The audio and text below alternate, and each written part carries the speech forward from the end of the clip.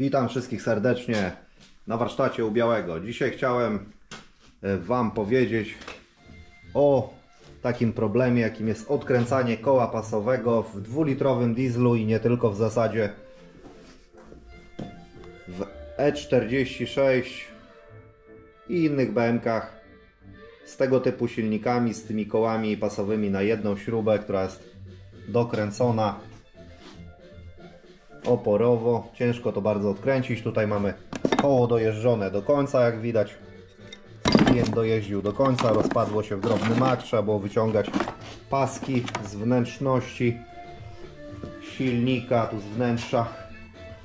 I teraz tak, tutaj w przypadku 46 kompakta 2 litry diesel M47N wystarczy wyjąć ten wentylator elektryczny. Odpalę latarkę i tak, niektórzy odkręcają, tutaj łapią sobie w tym miejscu, gdzie świecę, przedłużkę, klucz, taki długi klucz, jak tutaj. Ja mam akurat taki na 3/4 cala, dość mocny. Jeżeli będzie słabszy, trzeba jakąś rurę założyć. Można sobie po prostu zblokować za podłużnicę, czy gdzieś tu sobie zrobić konstrukcję i spróbować odkręcić to z rozrusznika. Jednak jest to dość ryzykowne.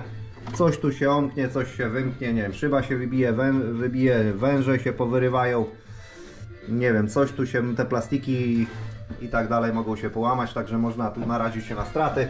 W 2-litrowym dieslu 136 koni można się pokusić tam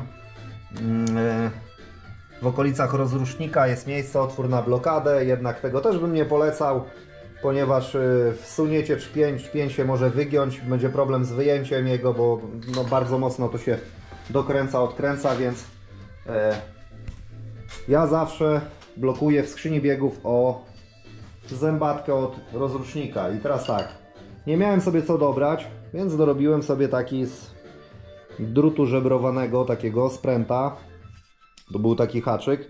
Doszlifowałem sobie tutaj taki, no można powiedzieć takie wcięcie, żeby mi weszło w zęby koła od rozrusznika, żeby weszło i sklinowało się. I teraz pokażę Wam, bo w niektórych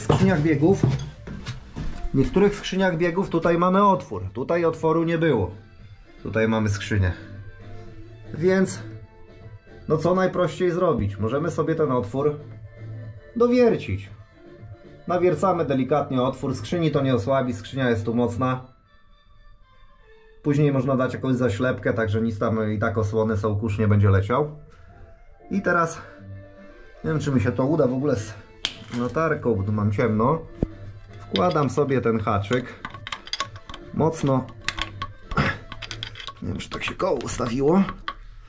I ja to sobie zrobiłem tak, że ten haczyk po prostu tutaj, ten drut żebrowany, tak sobie wywierciłem otwór, że bardzo ścisło mi wchodzi w te zęby. No i co? No i to generalnie gdybym miał kogoś do pomocy, mogę tutaj, jeżeli jest otwór technologiczny, to nie wiercimy. Tutaj akurat w tym przypadku nie było otworu, więc ja sobie go zrobiłem. Oczywiście należy to, wiadomo, skonsultować z klientem, nie każdy sobie życzy dodatkowych otworów. No i gdybym miał kogoś do pomocy, no jakąś łyżkę, jakiś śrubokręt można porządnie zblokować, 4 bieg, hamulec ręczny, albo ktoś jeszcze trzyma hamulec, najlepiej nożny. I wtedy odkręcamy mocno przez rurę, bo no mówię, siła do kręcenia tego koła jest olbrzymia. A tutaj ja nie miałem, wiercimy sobie otworek. I tak jak mówię, ten szpień tutaj z wyszlifowanym tym takim stożkiem, taki ząb na końcu jest wyszlifowany i on tu ścisło wchodzi. Delikatnie można młoteczkiem dobić. Oczywiście też istnieje, nie do końca to jest idealny sposób, bo istnieje możliwość, oczywiście jak coś źle zrobimy, że pęknie obudowa skrzyni, ale no w najgorszym wypadku nie powinna pęknąć dalej, najwyżej powiększymy sobie otwór, ładnie można oszlifować, dać jakąś zaślepkę. Także myślę, że blokowanie za te koła zębate jest najlepszym sposobem. To w tym przypadku byłem sam, więc no nie miałem jak tutaj klucz dynamometryczny, dynamometryczno-pneumatyczno-elektryczny. który posiadam, ponad 1000 Nm, no nie daje sobie z tym rady. Więc no najlepszym sposobem jest właśnie łapać za to koło zębate, zrobić sobie jakąś blokadę, bądź dokupić gotową. No mówię, tutaj no, trzeba improwizować nieraz. Nie zawsze idzie kupić, nie zawsze jest pod ręką, nie zawsze to się opłaca, nie są to roboty za tysiące złotych, więc warto sobie coś tam wyszlifować, ścisło włożyć o te zęby. Powinno, oczywiście 4 bieg, hamulec ręczny, blokujemy, żeby to jeszcze wspomagało dodatkowo.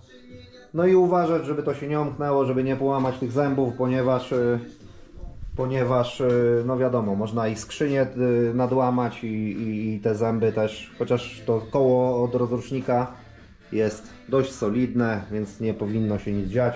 Tyle lat tak odkręcałem w różnych autach, więc myślę, że ten sposób będzie najlepszy. Dzięki, pozdrawiam, hej!